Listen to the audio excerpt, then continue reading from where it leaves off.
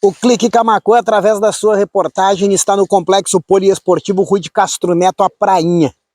O local que é muito utilizado para caminhada, passeios, enfim, o lazer.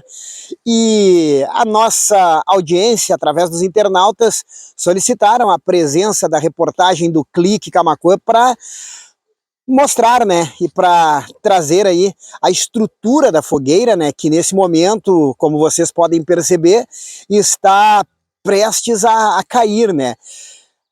Primeiro porque sempre é um motivo de insegurança, né, apesar dela estar tombando para dentro, né, do lago, não para o lado da caminhada, mas é a aparência também muito feia, né, do local, que é utilizado aí para lazer, para esporte, e então o pessoal solicitando, né, do órgão público para que possa tomar uma providência.